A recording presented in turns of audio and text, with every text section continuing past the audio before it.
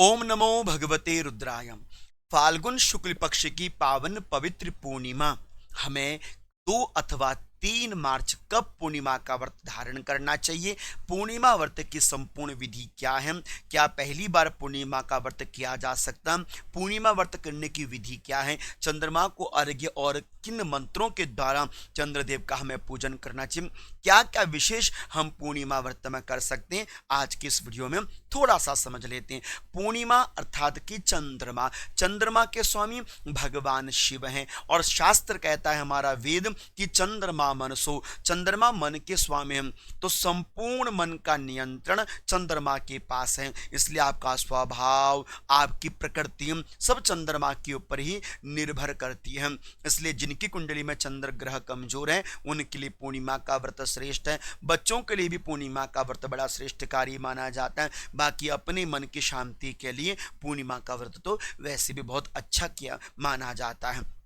पूर्णिमा व्रत का विधान क्या रहना चाहिए और 2 अथवा 3 मार्च हमें कब पूर्णिमा का व्रत करना चाहिए, तो यहाँ पर समझ लीजिएगा कि 2 मार्च को जो पूर्णिमा तिथि हमें प्राप्त हो रही है वह संध्या काल 5:55 के बाद प्रारंभ हो रही है और हमें अगले दिन 3 मार्च को 5:06 तक पूर्णिमा तिथि की प्राप्ति रहेगी। अब ऐसे में दोनों दिन पूर्णिमा है तो हम 2 को करें अथवा 3 को करें, तो ध्यान रखिएगा 3 तारीख को तो वैसे भी ग्रहण है, चंद्र ग्रहण है, तो उसमें तो हमारा व्रत होगा नहीं। दूसरा शास्त्र कहता है कि पूर्णिमा का व्रत पूर्ण तिथि में करना चाहिए, जब पूरी रात भर पूर्णिमा तिथि पूर्ण हो, ऐसी पूर्णिमा का व्रत श्रेष्ठ माना जाता है। इसलिए पूर्णिमा का व्रत हमें 2 मार्च को ही करना चाहिए, जिस दिन सोमवार है, तो अपने आप में बड़ा अद्भुत यह योग है। तो 2 मार्च को पूर्णिमा का व्रत किया जाएगा क्योंकि 7:19 के उपरांत चंद्रोदय होगा और तब तक तो यहाँ पर देखा जाए पूर्णिमा तिथि 3 मार्च को तो समाप्ति ही हो जाती है। इसलिए 2 मार्च को ही हमने पूर्णिमा का व्रत करना चाहिए। पूर्णिमा व्रत का विधान क्या है, तो सुबह के समय आपने पूर्णिमा का व्रत कैसे करना चाहिए। सुबह के समय आपने जल्दी उठना चाहिए, सूर्य भगवान को अर्घ्य देना चाहिए, तुलसी माता का पूजन करना चाहिए, शालिग्राम भगवान का पूजन आपने जरूर करना चाहिए और संध्या काल के और शाम के समय भी आपने यह विशेष पूजन करने ही करने हैं। लेकिन सुबह के समय शालिग्राम और शिवलिंग ये 2 पूजन तो आप बिल्कुल जरूर कीजिएगा और यही पूजन कार्य आपने संध्या काल के समय भी करना चाहिए। संध्या काल के समय सत्य देवता की कथा और चंद्रमा का पूजन आपने विशेष रूपेण करना चाहिए। ये मूल विधि है चंद्रमा की व्रत करने की, अर्थात कि पूर्णिमा व्रत करने की। पूर्णिमा व्रत में प्रातः काल का नियम सूर्योदय से प्रारंभ होता है, तुलसी पूजन से प्रारंभ होता है, शालिग्राम भगवान की पूजा करो, यदि है शिवलिंग मेरे महादेव का पूजन तो कदाचित भी नहीं छोड़ना है। इस तरह से प्रातः काल का पूजन करना चाहिए। पूर्णिमा व्रत में संध्या काल का प्रयोग बहुत विशेष रहता है, जब आकाश में चंद्रमा आ जाए उससे पहले यदि आप प्रत्येक पूर्णिमा में अपने घर में सत्य देवता की छोटी सी कथा कर सकें ना, बहुत अच्छी बात है। जरूरी नहीं है कि कथा आपने पंडित जी के द्वारा ही करानी हो, कभी कभी स्वयं भी पढ़ लीजिए, हिंदी में संस्कृत में जैसे भी हो, थोड़ा सा कथा का पाठ जरूर करना चाहिए। यदि कथा का पाठ पूर्णिमा में ना कर सकें तो आप क्या कर लीजिए, आप राम रक्षा स्तोत्र का पाठ कर लो अथवा आप भगवान श्री विष्णु जी के 1008 नाम जिसे विष्णु सहस्त्र नाम कहा जाता है उसका आप पाठ कर सकते हैं, ठीक है ना। जब आप अपने संध्या काल की पूजा करें ना, उसमें जल का लोटा हो, जल के लोटे में थोड़े से आप काले तिल और उसमें दूध डाल दीजिए।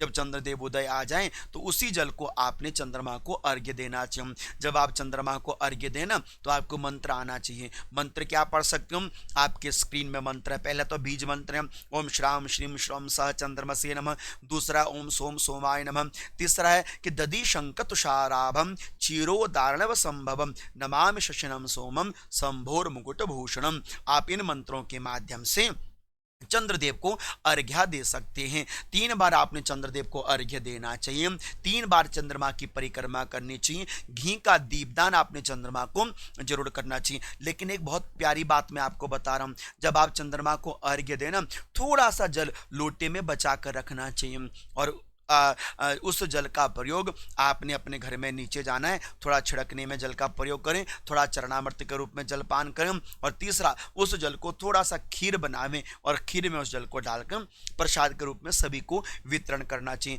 चंद्रमा के लिए विशेष क्या रहता है, आपने चंद्र दर्शन करना चाहिए, केवल पूजा करके भागना नहीं है।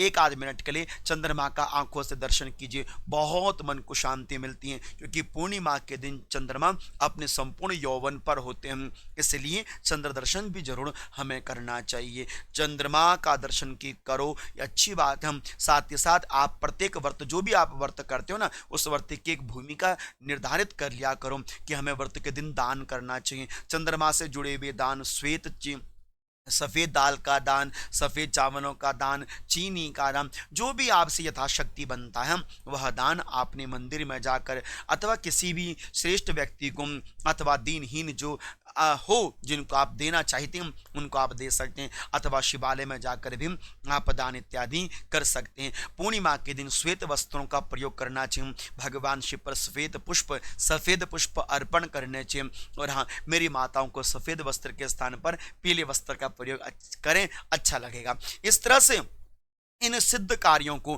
पूर्णिमा के दिन करना चाहिए। तो पूर्णिमा का दिन 2 मार्च को हमने व्रत करना चाहिए। बड़े प्रेम पूर्वक आप पूर्णिमा का व्रत कीजिए, मेरी महादेव की कृपा रही तो आपका यह पूर्णिमा का व्रत आपके लिए बहुत श्रेष्ठ और बड़ा फलदायी होगा। यहाँ पर आज की इस वीडियो को संपन्न करता हूँ। अच्छी लगी ये वीडियो तो आगे इष्ट मित्रों को जरूर शेयर कीजिएगा। आप सभी को प्रणाम, प्रेम भरी ओम नमो भगवते रुद्राय, ओम नमो भगवते रुद्राय।